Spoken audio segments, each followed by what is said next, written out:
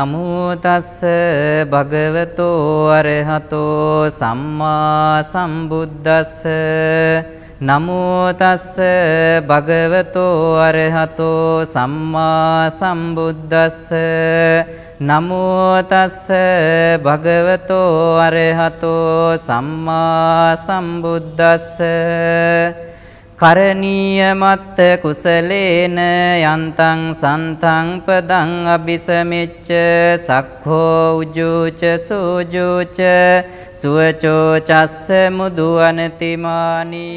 তার দেহান্তের পরে তার বাণীগুলো কি করে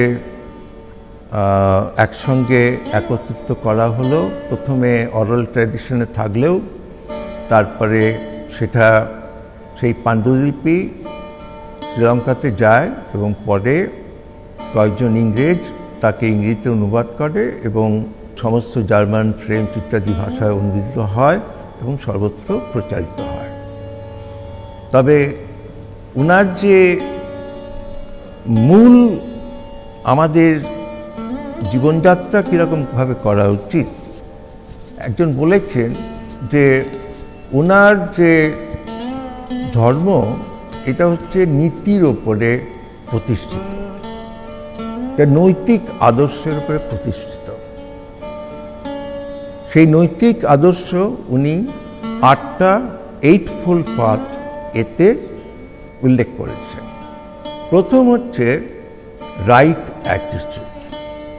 তার অর্থ যে তুমি জীবনে যা করবে সেটা হচ্ছে তোমার সম্যক দৃষ্টি থাকা উচিত। আগেই উনি বলেছেন 4 নোবেল ট্রুথসে যে আমাদের যত দুঃখের কারণ হচ্ছে আমাদের সেলফিশ ডিজায়ার। সেই সেলফিশ ডিজায়ার থেকে মুক্ত হতে হলে এবং মুক্ত হলেই আমি নির্বাণ লাভ করব। সুতরাং মুক্ত হতে হলে পরে আমার যে সামনে দৃষ্টি থাকবে, আমি জীবনে কি করব, সেইটার জন্যে উনি প্রথম মার্ক বলেছেন সম্যক দৃষ্টি থাকতে হবে। তারপরে উনি বলছেন সম্যক সংকল্প, মানে রাইট ডিসিশন। তুমি কুপথে যাবে না সুপথে যাবে, তুমি দুঃখের থেকে নিবৃত্তি পেতে হলে পরে তোমাকে সুপথে যেতে হবে। সেই জন্যেই তোমাকে একটা সংকল্প করে নিতে হবে যে আমি কুপথে কখনো যাব। তারপরে উনি বলছেন যে রাইট স্পিচ, অর্থাৎ কোনো প্রকার মিথ্যে কথা বলা যাবে না।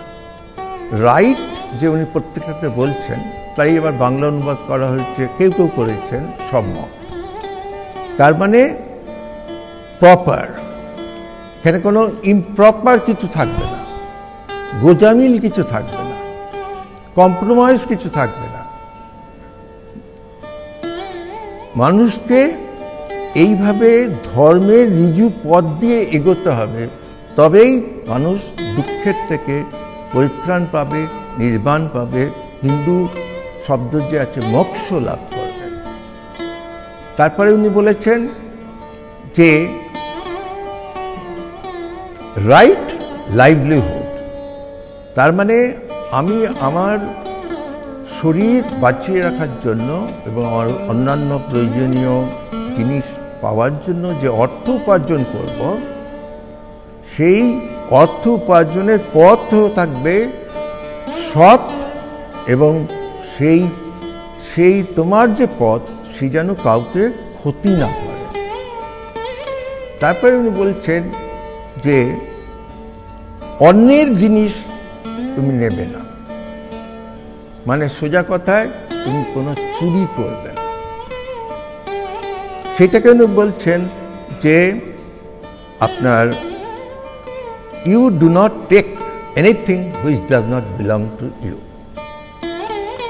তারপরে বলছেন যে এইবারে উনি একটু ফিলসফিক্যাল হয়ে যাচ্ছেন, যে এই সমস্ত যে মার্গগুলো দেখানো হলো সেইগুলো যদি আমরা অভ্যেস করি তাহলে পরে আমাদের মনের একাগ্রতা আসবে, আমরা সৎ চিন্তা করব, উনি সেই রাইট কনসেন্ট্রেশনের কথা বলেছেন, যে আমি তখন সৎ জিনিসের ওপরে চিন্তা ভাবনা করব, এবং তারপরে কি আসবে, এই সৎ চিন্তার আমাদের মধ্যে থাকলে পরে আমি সৎ কর্ম করব, আমার কর্মের মধ্যে কোনো মলিনতা থাকবে না, আমি কাউকে হত্যা করব না, কারো জিনিস চুরি করব না, কাউকে মিথ্যে কথা বলে প্রবঞ্চনা করব না।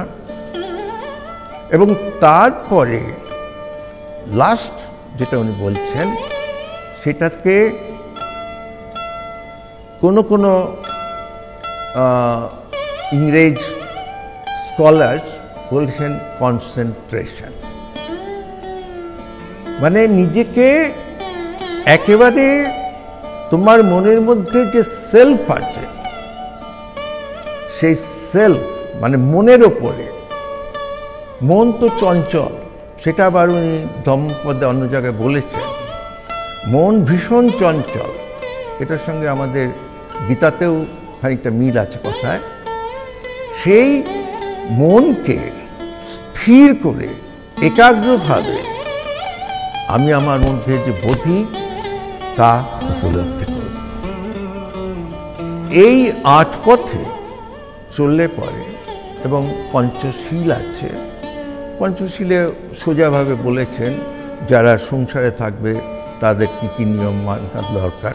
তার মধ্যে যেরকম আছে, কেউ নেশাদ্রব্য গ্রহণ করবে না, এরকম কয়েকটি আছে। আর সন্ন্যাসীদের জন্য উনি অষ্টশীল দিয়েছেন। এইগুলি এই যে ওনার মেইন ধর্মোপদেশ, ওনার ধর্মোপদেশ বিস্তৃত, সেগুলো হচ্ছে ডিটেলসে যাওয়া। কিন্তু এই যে বলেছিলাম হীনযান, মহাযান, তারপরে যখন বৌদ্ধ ধর্ম ইয়েতে গেল, জাপানে গেল, সেখানে আবার আসলো জৈন বুদ্ধিজম, সেখানে পাল্টাচ্ছে। কিন্তু এই যে উনি পিওর স্ট্রাকচার, বেসিক স্ট্রাকচার করে দিয়েছেন, সেইটা সর্বত্র অনুসরণ করা হয়।